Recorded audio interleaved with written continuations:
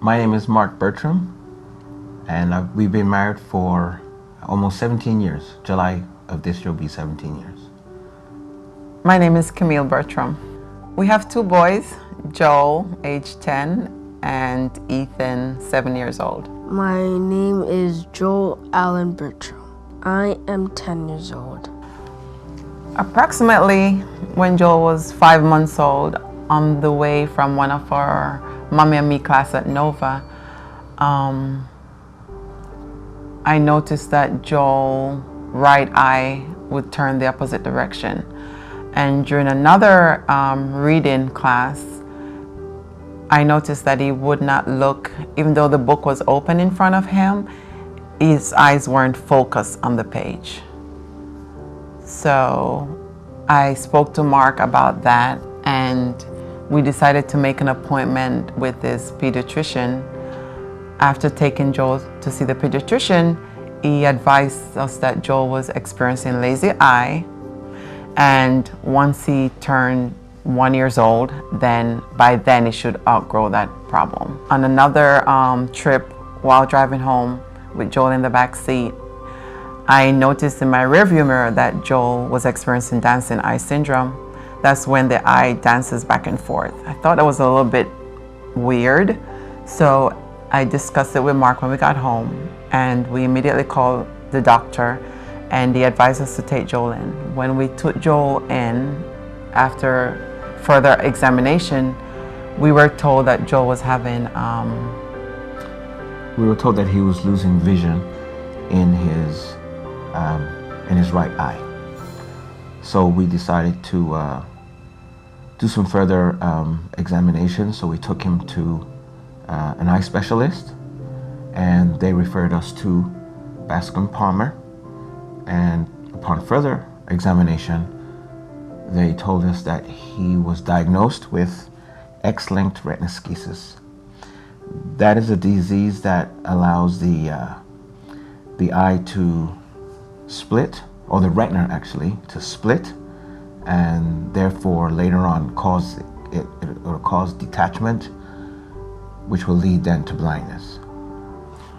At that point, they decided it would be beneficial to Joel to have surgery. So Joel had his first surgery by the age of 1.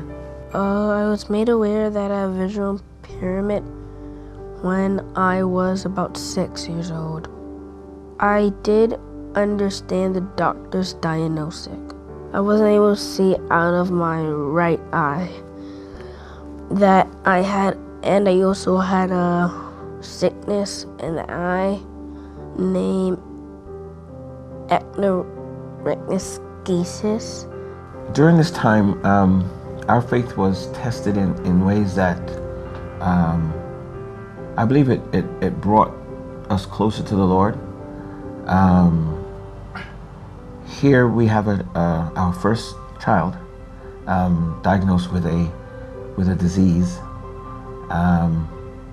that you just, that's not something that you look for when you have your first child.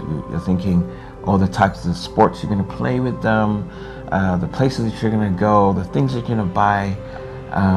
But this kind of just put things into perspective for us that, look, we possibly may have a child with some challenges, and we're going to have to do our best to get through this. And in addition to that, because of the type of disease that Joel has, it's unfortunately X-linked retinoschisis. The mother is a carrier, and the boys are the one who gets the disease.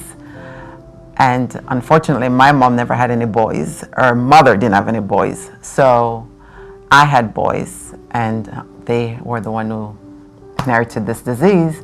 And I felt in the beginning very guilty about it, because I'm like, I gave this to my kids. But then Mark always encouraged me and let me know that he never once blamed me for the boys' disabilities, which helps a lot.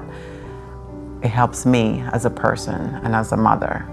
I don't feel different from any other child because my parents have enrolled me into a regular school with regular students. I could also play the violin, take swimming lessons, and play soccer. My illness has helped me through my spiritual journey because it has allowed me to pray a lot more, and that led to me getting baptized at the age of 9 years old. Also, at home, while we are doing devotion, we acknowledge the fact that God has healed my eye. Well, after Joel's first operation, we learned through the doctor that this may not be the only operation for Joel. And unfortunately, she was correct. Joel ended up having 4 operations in that one eye, the right eye. And this allowed him to lose total vision in that side. It makes me feel happy that I'm able to see out of one eye, because some people can't see at all. It's allowed me to see God in different lights. You know, you always pray that you ask the Lord to take you to the next level or take you to heights in God. And that's exactly what this has done. I remember Pastor Stewart telling me one time that sometimes your children, God uses your children to test you. And that certainly happened here. I remember one incident where this was one of the operations that he was getting, and while he was being put under anesthesia, I remember him looking at me and saying, "Daddy, Daddy," and crying, and I looked at him and said, "You're going to be fine, Joe. You're going to be fine." And then they wheeled him up into the operating room, and I remember walking out the theater and going into the hallway, and that was the first day that I lost it, and I even questioned God. That's the first time in my spiritual walk that I've ever questioned God.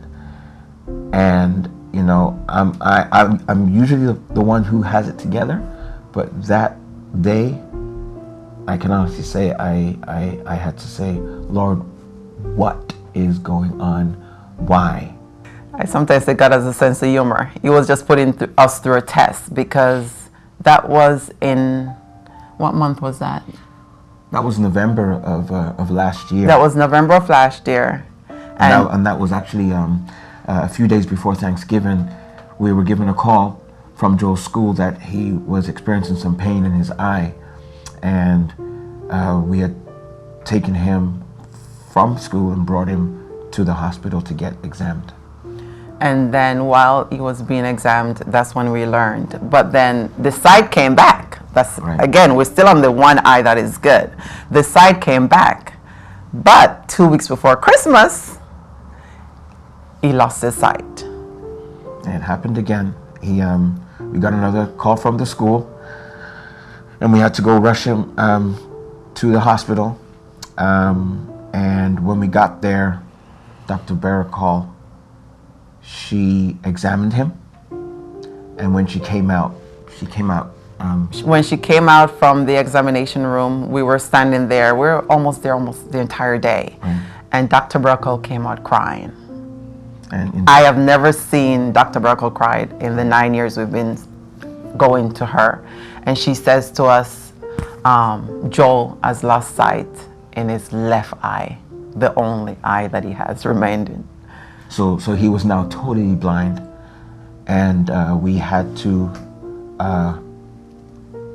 she said she recommended immediate surgery. So Joel had to go into surgery, and when he came out, when she was finished with the surgery, she came out to me and she said to me, "That young boy is a special young boy, because before we started, he said, 'Dr. Berko, where are you? Please take my hand.' And he said to her, 'Dr. Berko, let's pray.'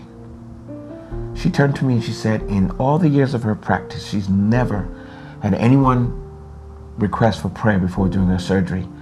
And she said there was not a dry eye in that room.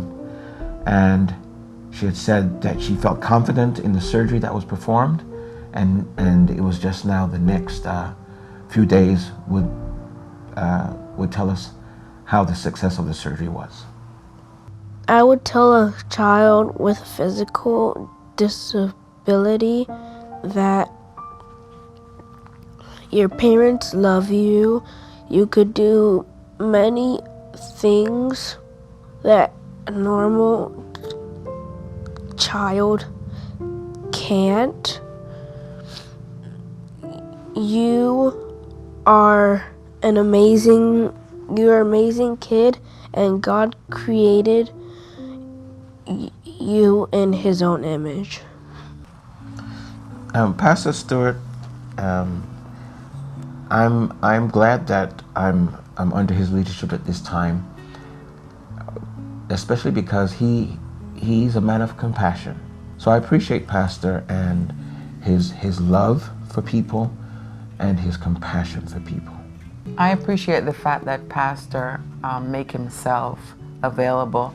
I remember with Joel last episode, I don't remember if we had told him yet that Joel had lost his sight, but I texted him, and of course I never knew that Pastor doesn't have his phone in church. So I'm like, why did he not respond to my text?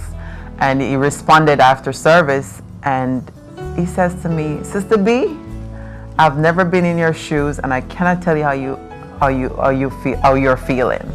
And I like that. I like the fact that he didn't pretend as if he understood how I was feeling, because unless you've been there, you will never know how I felt during that time and these different operations. And with Sister Stewart, she and I went to a different level when my mom had gotten sick. I learned that she was also taking care of her mother with 2 young children.